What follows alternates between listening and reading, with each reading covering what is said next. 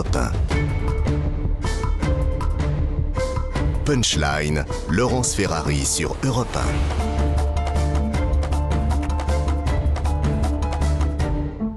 De retour sur Europe 1 et sur CNews, on va évoquer le Stade de France, une semaine après les événements de samedi dernier. Emmanuel Macron était en déplacement aujourd'hui à Marseille. Il a pour la première fois accepté d'en parler, et notamment pour soutenir son ministre de l'Intérieur ainsi que le préfet de police qui ont été largement mis en cause cette semaine. Écoutez les mots utilisés par le président de la République. Je ne dirai pas ce que je pense des uns et des autres. Et les ministres, je les nomme, j'ai confiance en eux. C'est le cas aussi du ministre de l'Intérieur. Et le préfet allemand ? Et c'est le cas aussi du préfet qui représente la République et l'ordre public et qui a été confronté justement à un afflux massif. Et donc, je veux que le gouvernement puisse faire son travail, qu'en toute transparence, on puisse tirer tous les enseignements.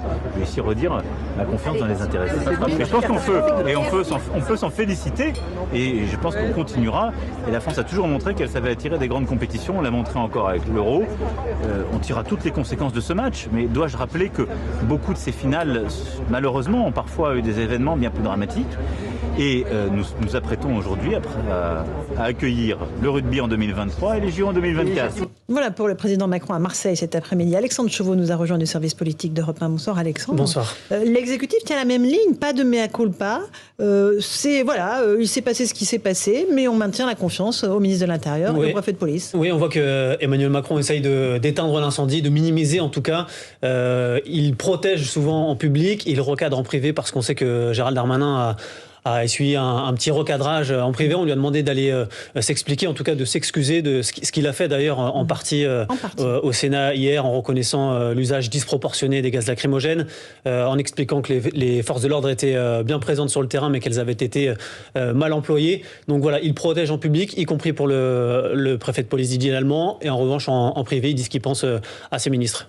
Raphaël Steinville, néanmoins, est-ce qu'on peut dire tout s'est bien passé, tout va très bien Madame la Marquise, ce match, oui, ok, il s'est passé des événements indésirables, sans même en parler de façon très claire et nette. Non, c'est tout le problème. Et on avait, il y a quelques minutes, Mathieu Vallée qui était présent sur le plateau, qui nous expliquait à quel point les forces de l'ordre qui étaient présentes avaient fait ce qu'elles pouvaient dans un chaos qui n'avait pas été anticipé.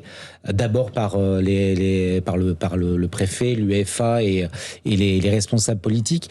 Donc c'est là où c'est très très dérangeant finalement d'entendre encore le ministre de l'Intérieur finalement ne pas prendre sa part de responsabilité dans les désordres que l'on a pu voir, et de finalement reporter la faute à un usage immodéré, un emploi immodéré fait par deux policiers de fumigènes. Bien évidemment que le problème n'est pas là. Le problème, ce sont ces délinquants qui sont venus de Seine-Saint-Denis et d'ailleurs, et qui ont semé le désordre tel qu'on a pu le voir sur notamment les réseaux sociaux, puisque la plupart des médias, et puis à commencer par le ministère de l'Intérieur, se faisaient fort de ne pas évoquer ces problèmes. Enfin, de parler des faux billets. Et parler des faux billets, exactement.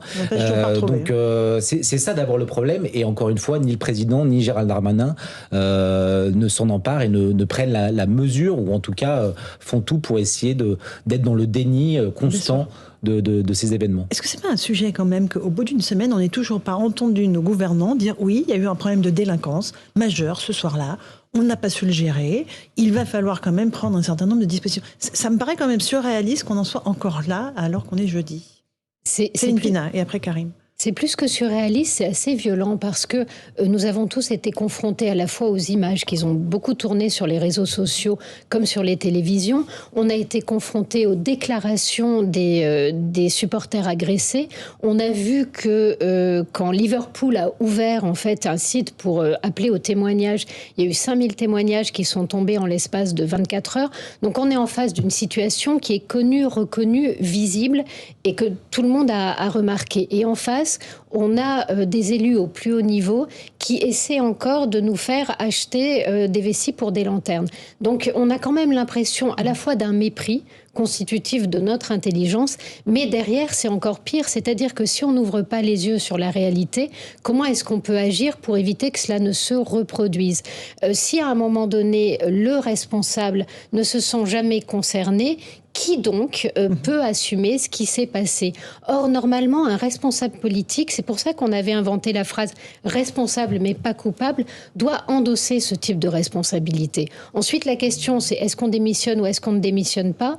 Je dirais qu'aujourd'hui, la question de la démission aurait dû se poser eu égard à un mensonge à la fois éhonté et inutile, puisqu'au moment où on nous vend cette histoire de faux billets, Gérard Darmanin ne peut pas savoir objectivement si c'est vrai ou faux. Donc, on a un vrai problème de crédibilité de la parole politique, de respect du peuple tout simplement et de capacité à prendre ses responsabilités du politique, sachant qu'en plus, la façon dont on a traité les Anglais fait que pour couronner le tout, on réussit un impair diplomatique de taille. Donc c'est...